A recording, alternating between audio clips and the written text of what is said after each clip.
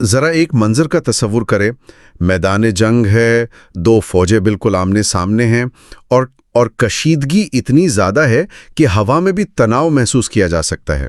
ہاں بالکل، ایسی حالت میں تو انسان صرف دشمن کو تباہ کرنے کا سوچتا ہے۔ صحیح، لیکن ایسے میں ایک فوج کا سربراہ جو کہ اس وقت ایک عظیم و شان ریاست کا حکمران بھی ہے، وہ مخالف صفوں میں کھڑے ایک شخص کی طرف اشارہ کرتا ہے۔ اور عام طور پر ایسے موقع پر دشمن کو برا بھلا کہا جاتا ہے، اس کی خامیاں گنوائی جاتی ہیں۔ بالکل، لیکن وہ سربراہ اس شخص کے بارے میں کہتا ہے کہ اس نے مجھ سے بات کی تو سچ بولا اور وعدہ کیا تو پورا کیا۔ واقعی؟ مطلب یہ تو کسی فلمی ڈائیلاگ جیسا لگتا ہے۔ ہاں، لیکن یہ کوئی فلم کا سین نہیں ہے، یہ ان تاریخی حوالوں میں درج ایک بالکل سچی حقیقت ہے جن کا آج ہم اس گہرے جائزے میں مطالعہ کر رہے ہیں۔ اور یہ خراج تحسین کسی اور نے نہیں بلکہ خود نبی اکرم صلی اللہ علیہ وسلم نے دشمن کی صف میں کھڑے حضرت ابو العاص بن ربیع کے لیے ادا کیا تھا۔ یہ واقعہ واقعی تاریخ کے صفحات میں ایک حیرت انگیز مقام رکھتا ہے۔ دیکھیں، جب ہم جنگ کی نفسیات کو دیکھتے ہیں نا، تو سب سے پہلا کام جو کوئی بھی قوم کرتی ہے وہ اپنے دشمن کو کیا کہتے ہیں، اس کو ڈی ہیومنائز کرنا ہوتا ہے، یعنی اسے انسانیت سے گرا دینا۔ ہاں، تاکہ اسے مرتے وقت کوئی تکلیف نہ ہو۔ بالکل۔ تو جنگ میں مخالف کی اچھائی دیکھنا تو دور کی بات ہے، اسے تسلیم کرنا ایک بہت بڑی اخلاقی جرات مانگتا ہے۔ اور آج کی گفتگو اصل میں اس جرات اور کردار کی مضبوطی کے گرد ہی گھومتی ہے۔ صحیح کہا۔ اور آج کے ان حوالوں کا، جو کہ بنیادی طور پر حیات صحابہ کے درخشاں پہلو نامی کتاب سے لیے گئے ہیں، اس تفصیلی جائزے کا مقصد بھی یہی ہے کہ ہم سمجھیں کہ کس طرح ایک انسان شدید نظریاتی اختلافات، خاندانی دباؤ اور اپنی ذاتی دیانتداری کے درمیان توازن قائم کر سکتا ہے۔ یہ واقعی ایک بہت کمپلیکس سچویشن تھی ان کے لیے۔ اچھا، ذرا اس بات کو کھول کر دیکھتے ہیں۔ مطلب ذرا تصور کریں کہ آج کے دور کا کوئی بہت بڑا کوئی انٹرنیشنل CEO ہو جو دنیا بھر میں اپنی بزنس سکلز اور اندھی ایمانداری کے لیے مشہور ہو۔ صحیح۔ اور وہ اچانک دو عالمی نظریاتی طاقتوں کی جنگ کے بیچ میں پھنس جائے۔ ایک طرف اس کا اپنا خاندان کھڑا ہو اور دوسری طرف اس کے اپنے بنیادی نظریات اور اصول۔ ایسے میں وہ کیا فیصلہ کرے گا؟ یہ ایک بہت ہی زبردست مثال ہے، کیونکہ جب ہم ابو العاص کی زندگی کو دیکھتے ہیں تو یہ صرف تلواروں کی جنگ نہیں تھی، یہ ضمیر کی اور اصولوں کے ٹکراؤ کی ایک شدید پیچیدہ جنگ تھی۔ ہاں، جہاں اپنوں سے ہی لڑنا پڑ رہا تھا۔ بالکل، یہاں انسان کے اپنے جذبات، اس کا پیار، اس کا معاشرہ، سب اس کے خلاف ایک دیوار بن جاتے ہیں۔ اور مزے کی بات یہ ہے کہ اس کہانی کا ہیرو یعنی ابو العاص وہ کوئی عام سا شخص نہیں تھا جس کے پاس کھونے کے لیے کچھ نہ ہو۔ ہاں، جب ہم ان کی پروفائل دیکھتے ہیں تو پتہ چلتا ہے کہ مکہ کے معاشرے میں ان کا ایک بہت ہی نمایاں اور قابل فخر مقام تھا۔ وہ قریش کے انتہائی خوبرو اور معزز نوجوان تھے، اور اگر ان کے بزنس کی بات کریں تو حوالوں کے مطابق ان کا تجارتی قافلہ شام اور مکہ کے درمیان چلتا تھا۔ اور وہ کوئی چھوٹا قافلہ نہیں تھا۔ نہیں، بالکل نہیں۔ اس میں بیک وقت 100 اونٹ اور 200 ملازمین شامل ہوتے تھے۔ مطلب 100 اونٹ اس دور کے حساب سے یہ کتنی بڑی معیشت تھی۔ اگر ہم اسے آج کے معاشی تناظر میں سوچیں نا، تو یہ کوئی چھوٹی موٹی دکان نہیں تھی، بلکہ یہ ایک بہت بڑی لاجسٹکس یا امپورٹ ایکسپورٹ امپائر تھی۔ 7ویں صدی کے عرب میں 100 اونٹوں پر مشتمل قافلہ، اس کا مطلب ہے کہ مکہ کے بڑے بڑے سرداروں، بیواؤں اور یتیموں کا سرمایہ ان کے پاس تھا۔ اچھا، یعنی وہ صرف اپنے پیسے سے تجارت نہیں کرتے تھے؟ بالکل نہیں، یہ ایک طرح کا چلتا پھرتا انویسٹمنٹ بینک تھا، اور لوگ اپنا سونا چاندی ان کے حوالے اس لیے کرتے تھے کیونکہ ان کی دیانتداری پر پورے مکہ کو اندھا اعتماد تھا۔ کیا بات ہے! اور ان کے خاندانی تعلقات بھی تو اتنے ہی مضبوط تھے نا؟ وہ حضرت خدیجہ رضی اللہ تعالی عنہا کے سگے بھانجے تھے۔ ہاں، اور کتاب بتاتی ہے کہ حضرت خدیجہ ان سے بالکل اپنی اولاد کی طرح بے پناہ محبت کرتی تھی، اور نبی اکرم صلی اللہ علیہ وسلم بھی ان پر بہت شفقت فرماتے تھے۔ اور اسی بے مثال اعتماد کا نتیجہ تھا کہ اعلان نبوت سے پہلے ہی نبی اکرم صلی اللہ علیہ وسلم کی سب سے بڑی بیٹی حضرت زینب رضی اللہ عنہا کی شادی ابو العاص سے کر دی گئی۔ مطلب یہ ہر لحاظ سے ایک پرفیکٹ خاندان تھا۔ مگر دیکھیں، آئیڈیل حالات ہمیشہ ایک جیسے تھوڑی رہتے ہیں۔ تاریخ کا پہیہ گھومتا ہے اور مکہ کی فضاؤں میں اسلام کا انقلاب برپا ہوتا ہے۔ صحیح۔ نبی اکرم صلی اللہ علیہ وسلم نبوت کا اعلان فرماتے ہیں اور ان کے گھر کے اندر سے سب سے پہلی صدائے لبیک بلند ہوتی ہے۔ حضرت ختیجہ اور ان کی بیٹیاں، جن میں حضرت زینب بھی شامل تھیں، وہ فوراً اسلام قبول کر لیتی ہیں۔ ہاں، لیکن یہاں آ کر کہانی میں ٹوسٹ آتا ہے۔ اس پورے خاندانی نظام میں ابو العاص وہ شخص ہیں جو اپنے آبائی دین کو چھوڑنے سے انکار کر دیتے ہیں۔ بالکل، اور یہیں سے ان کی آزمائش شروع ہوتی ہے۔ ویسے مجھے ایک بات سمجھ نہیں آتی، مطلب وہ اپنی بیوی سے اتنی محبت کرتے تھے، اپنے سسر کا بے حد احترام کرتے تھے، تو انہوں نے محض خاندانی حالات ٹھیک رکھنے کے لیے یا کم از کم وقتی طور پر اسلام قبول کیوں نہیں کر لیا؟ یہ تو ان کے لیے سب سے آسان راستہ تھا نا۔ دیکھیں، یہاں جو بات سب سے زیادہ حیران کن ہے وہ یہ ہے کہ ہم اکثر نظریاتی پختگی کو صرف اپنے ہیروز کے ساتھ منسوب کرتے ہیں، لیکن ابو العاص کی نفسیات کو سمجھیں۔ وہ ایک ایسے شخص تھے جو فکری آزادی اور ضمیر کی آواز پر یقین رکھتے تھے۔ یعنی انہوں نے کوئی سمجھوتا نہیں کیا؟ بالکل نہیں۔ انہوں نے محض اپنی بیوی کو خوش کرنے کے لیے یا پریشر سے بچنے کے لیے اپنا عقیدہ تبدیل نہیں کیا۔ انہوں نے وہ کیا جو انہیں اس وقت اپنے ضمیر کے مطابق سچ لگا۔ تو اس کا مطلب ہے کہ وہ اندھی تقلید نہیں کر رہے تھے، بلکہ سوچ سمجھ کر فیصلہ کر رہے تھے۔ جی ہاں، یہ ان کی فکری دیانتداری تھی کہ جب تک ان کا اپنا دل پوری طرح مطمئن نہیں ہوا، انہوں نے کسی سماجی دباؤ میں آ کر نیا دین قبول نہیں کیا۔ اور اس دیانتداری کی قیمت انہیں فوراً ہی چکانی پڑی۔ جیسے ہی اسلام اور مکہ کے پرانے نظام کے درمیان یہ کشمکش تیز ہوئی تو قریش کے سردار حرکت میں آ گئے۔ ہاں، اور انہوں نے جو رویہ اختیار کیا وہ بہت شرمناک تھا۔ بالکل، انہوں نے ابو العاص کو بلایا اور ان پر شدید قسم کا سماجی اور سیاسی دباؤ ڈالنا شروع کر دیا۔ مطلب انہوں نے کھلم کھلا ایک نہایت گھٹیا پیشکش کی کہ اپنی بیوی زینب کو طلاق دے دو تاکہ محمد صلی اللہ علیہ وسلم کو تکلیف پہنچے۔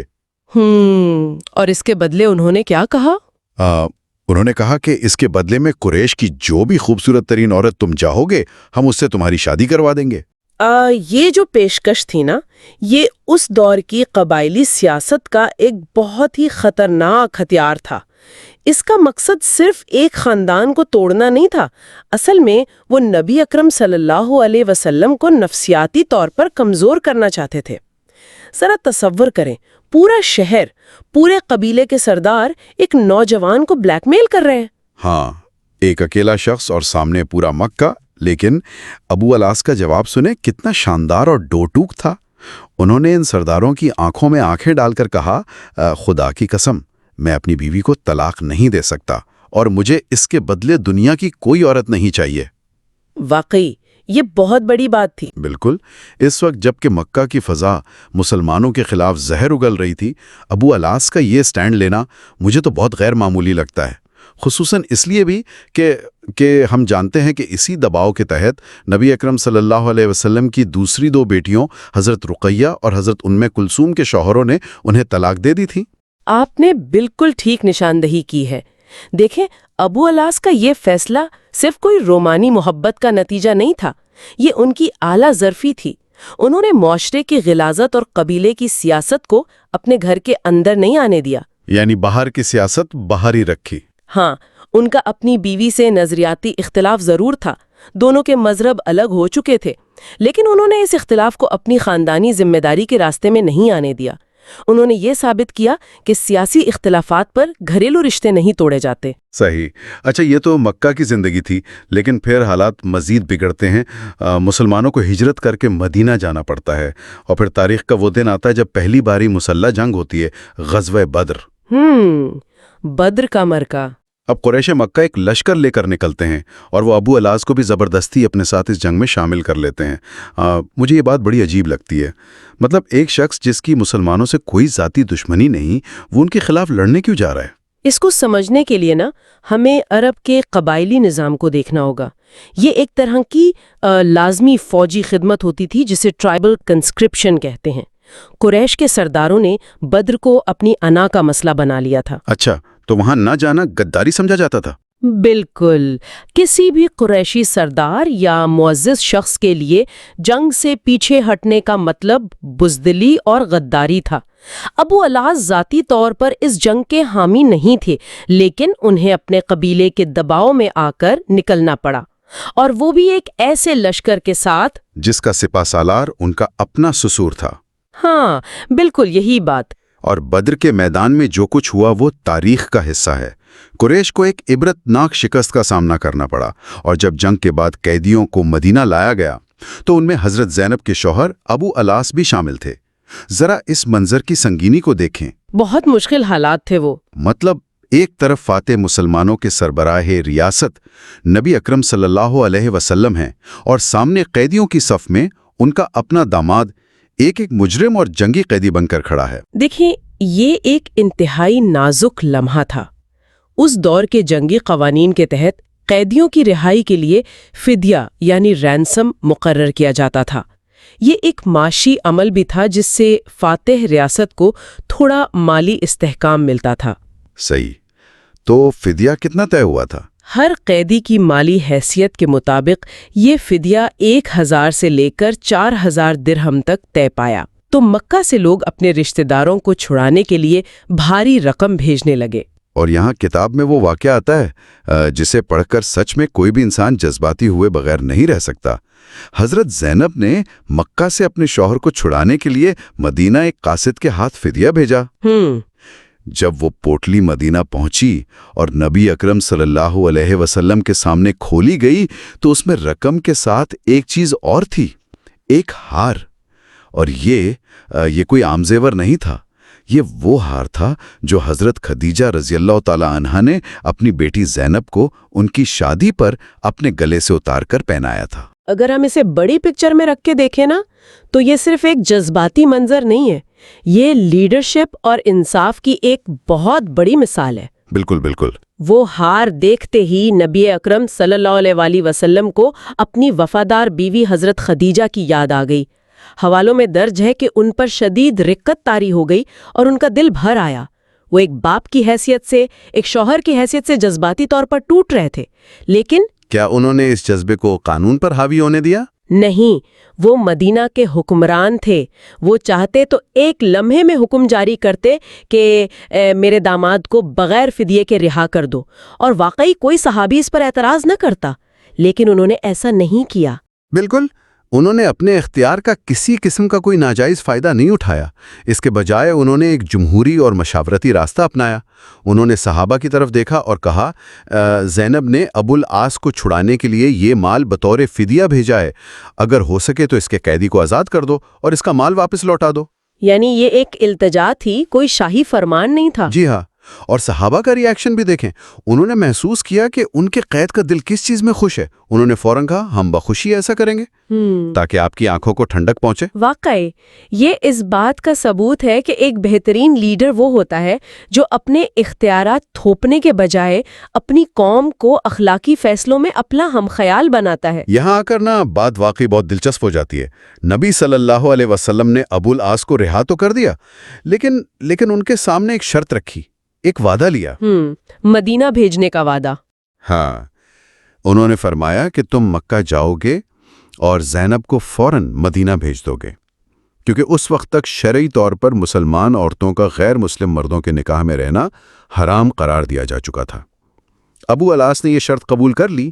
اب آپ سوچیں، ایک شخص دشمن کی قید سے چھوٹ کر جا رہا ہے، وہ مکہ جا کر تو مکر بھی سکتا تھا نا کہ میں نے تو مجبوری میں وعدہ کیا تھا، لیکن اس نے ایسا نہیں کیا۔ نہیں، اس نے کیا کیا؟ اس نے وہی کیا جو اس کے شاندار کردار کی پہچان تھی۔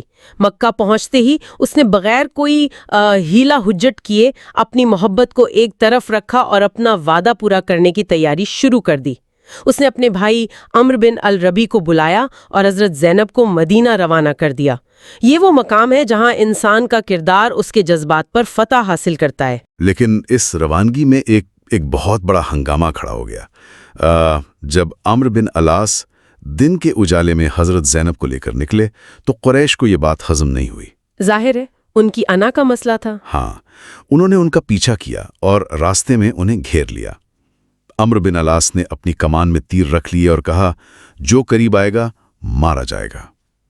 اس انتہائی پرتشدد حالت میں اچانک قریش کا سردار ابو سفیان وہاں پہنچتا ہے۔ اس واقعے میں مکہ کے سماجی اور سیاسی نفسیات بہت گہرائی سے چھپی ہوئی ہے۔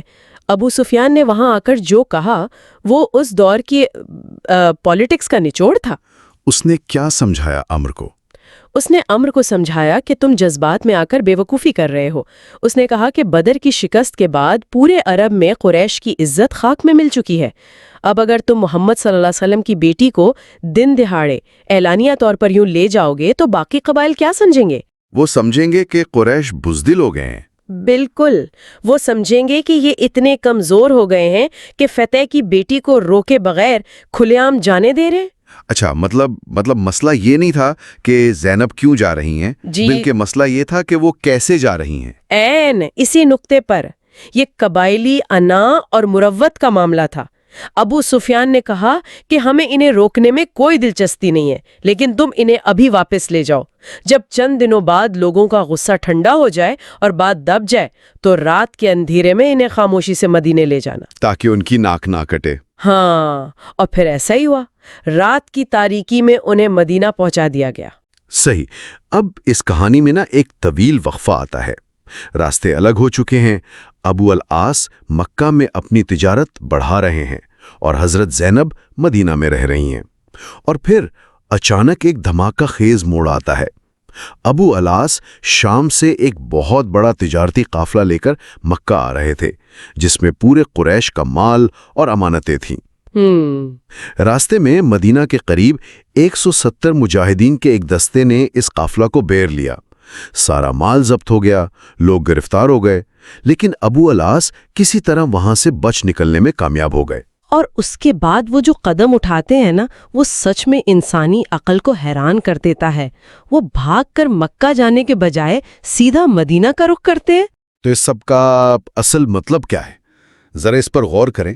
یہ بالکل ایسا ہی ہے جیسے آج کے دور میں کوئی موسٹ وانٹڈ مجرم جس کے پیچھے پوری ریاست کی پولیس لگی ہو، وہ سیدھا پولیس چیف کے گھر میں گھس جائے اور اس کی بیٹی سے پناہ مانگ لے۔ واقعی یہ بہت بڑا رسک تھا۔ یہ کوئی معمولی فیصلہ نہیں تھا۔ وہ رات کے اندھیرے میں مدینہ کی گلیوں میں داخل ہوتے ہیں اور سیدھا اسی دروازے پر دستک دیتے ہیں جو کبھی ان کا اپنا تھا، یعنی حضرت زینب کے دروازے پر، اور وہ ان سے پناہ طلب کرتے ہیں۔ اس قدم کے پیچھے چھپے اعتماد کو سمجھیں۔ ابو العاص جانتے تھے کہ مدینہ ان کے لیے موت کی وادی ہے، لیکن وہ یہ بھی جانتے تھے کہ زینب کا کردار کیا ہے۔ انہیں اس اسلامی ریاست کے نظام انصاف پر اس قدر غیر متزلزل یقین تھا کہ اگر ایک مسلمان عورت انہیں اپنی پناہ میں لے لے گی تو پھر کوئی طاقت ان پر ہاتھ نہیں ڈال سکے گی۔ عرب معاشرے میں امان کا کانسیپٹ بہت مقدس تھا نا؟ ہاں، لیکن کیا ایک دشمن جنگجو کو وہ بھی ایک عورت کی طرف سے دی گئی پناہ ریاست تسلیم کرے گی؟ یہ اصل سوال تھا، اور اس کا جواب ہمیں اگلی صبح ملتا ہے۔ فجر کا وقت ہے، مسجد نبوی خچا خچ بھری ہوئی ہے۔ نبی اکرم صلی اللہ علیہ وسلم محراب میں کھڑے ہیں اور بالکل خاموشی ہے کہ اچانک عورتوں کی صف میں سے ایک آواز گونجتی ہے۔ حضرت زینب بلند آواز میں کہتی ہیں، لوگو، میں زینب بنت محمد ہوں، میں نے ابو العاص کو پناہ دی ہے، تم بھی اسے پناہ دو۔ ذرا اس منظر کی ڈرامائیت اور اس عورت کی جرأت کا اندازہ لگائیں۔ اور اس سے بھی زیادہ اہم نبی اکرم صلی اللہ علیہ وسلم کا ریاکشن ہے۔ جب نماز ختم ہوئی تو انہوں نے مڑ کر صحابہ سے پوچھا کہ کیا تم نے وہ سنا جو میں نے سنا؟ صحابہ نے ہاں میں جواب دیا۔ پھر نبی صلی اللہ علیہ وسلم نے کیا کیا؟ ایک روشن باب ہے۔ انہوں نے فرمایا کہ مجھے اس بات کا پہلے سے کوئی علم نہیں تھا، لیکن مسلمانوں میں سے ایک ادنا شخص بھی کسی کو پناہ دے سکتا ہے۔ انہوں نے اپنی بیٹی یعنی ایک عورت کے فیصلے کو پورے ریاستی قانون پر فوقیت دی۔ اچھا، یہ تو پناہ کا معاملہ حل ہو گیا، لیکن اس سے ایک بہت اہم سوال پیدا ہوتا ہے، اس مال کا کیا بنے گا جو ضبط کیا گیا تھا؟ کیونکہ شرعی اور قانونی اعتبار سے تو وہ مال اب مال غنیمت بن چکا تھا جس پر ان 170 مجاہدین کا حق تھا۔ اور یہی وہ مقام ہے جہاں قانون اور اخلاقیات کا فرق واضح ہوتا ہے۔ نبی اکرم صلی اللہ علیہ وسلم نے ابو العاص کا مال زبردستی واپس نہیں کروایا کیونکہ وہ صحابہ کا قانونی حق تھا۔ اس کے بجائے انہوں نے پھر سے مشورہ کیا۔ ہاں، انہوں نے ایک اخلاقی اپیل کی. انہوں نے ان مجاہدین کو بلایا اور کہا کہ تم اس شخص سے ہمارے رشتے کو جانتے ہو. اگر تم اپنی خوشی سے اس کا مال واپس کر دو تو مجھے خوشی ہوگی، اور اگر نہ کرنا چاہو تو یہ تمہارا شرعی حق ہے، تم پر کوئی زبردستی نہیں ہے. اور ان مجاہدین کا جذبہ دیکھیں، انہوں نے ایک لمحے کی بھی تاخیر کیے بغیر کہا ہم بخوشی اس کا مال واپس لوٹانے کے لیے تیار ہیں. اور تاریخ گواہ ہے کہ انہوں نے ایک پرانا پیالہ اور ایک سوئی تک بھی واپس کر دی. سارا مال جوں کا توں ابو العاص کے حوالے کر دیا گیا. اب یہاں سے کہانی کا کلائمیکس شروع ہوتا ہے. بالکل. ابو العاص وہ سارا مال لے کر واپس مکہ پہنچتے ہیں. مکہ پہنچ کر وہ سب سے پہلا کام کیا کرتے ہیں؟ وہ ایک ایک سردار، ایک ایک بیوہ اور ایک ایک تاجر کو بلاتے ہیں اور ان کی پائی ان کی تمام امانتیں ان کے حوالے کرتے ہیں. سب حساب کلیئر کر دیتے ہیں. ہاں، جب تمام حساب کتاب کلیئر ہو جاتا ہے تو وہ مکہ کے اس بھرے مجمع میں کھڑے ہو کر بلند آواز میں پوچھتے ہیں، اے قریش کے لوگوں، کیا کسی کا کوئی مال، کوئی ایک درہم بھی میرے پاس رہ تو نہیں گیا؟ اور پورا مجمع جو کل تک مسلمانوں کا بدترین دشمن تھا، وہ باذائق زبان ہو کر گواہی دیتا ہے، نہیں، تم سلامت رہو، ہم نے تمہیں بہت وفادار اور شریف النفس پایا ہے. مطلب انہوں نے پورے مکہ سے اپنی ایمانداری کی گواہی لے لی، کسی کا کوئی حساب باقی نہیں رہا.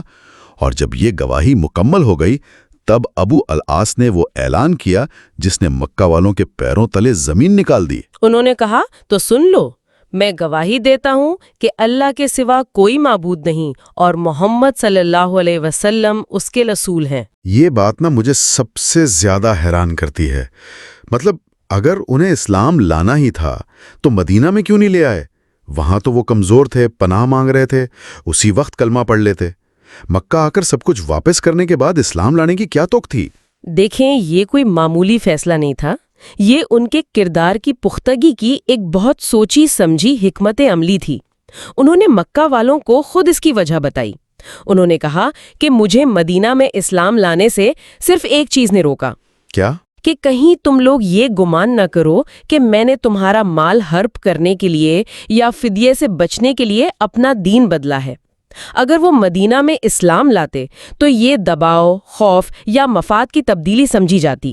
انہوں نے طاقت کی پوزیشن میں آ کر اپنے تمام قرض اتار کر پھر اسلام قبول کیا. اس سے انہوں نے اپنے مخالفین کے پاس اعتراض کا کوئی جواز ہی نہیں چھوڑا. واہ، یہ ہے ضمیر کی وہ معراج جو انسان کو تاریخ میں امر کر دیتی ہے. اس واقعے کے بعد وہ مدینہ ہجرت کر کے آئے اور نبی اکرم صلی اللہ علیہ وسلم نے ان کی اسی پچھلی شادی کی بنیاد پر انہیں دوبارہ حضرت زینب کے ساتھ ملا دیا. ایک خوبصورت انجام. بالکل. اب ذرا ہم اپنی گفتگو کے بالکل آغاز کی طرف چلتے ہیں.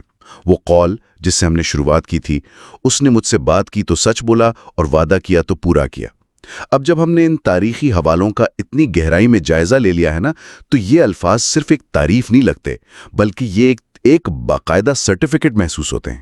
قطعی طور پر، کیونکہ یہ الفاظ ظاہر کرتے ہیں کہ انسان کی دیانتداری اور اس کی اخلاقی قدریں وہ کسی بھی نظریاتی یا سیاسی اختلاف کی محتاج نہیں ہوتی. سچائی بہرحال سچائی رہتی ہے، چاہے وہ دوست کی صف میں ہو یا دشمن کی صف میں. بالکل. یہ پوری کہانی انسان کو ایک بہت گہرے غور و فکر پر لا کھڑا کرتی ہے. آج جس دور میں ہم سانس لے رہے ہیں، یہ معلومات اور نظریات کی شدید جنگ کا دور ہے. ہر طرف ایک پولرائزیشن ہے، سماج بری طرح منقسم ہے. لوگ صرف اس شخص کی اچھائی کو ماننے کے لیے تیار ہوتے ہیں جو ان کے اپنے گروہ، ان کے اپنی پارٹی کا ہو.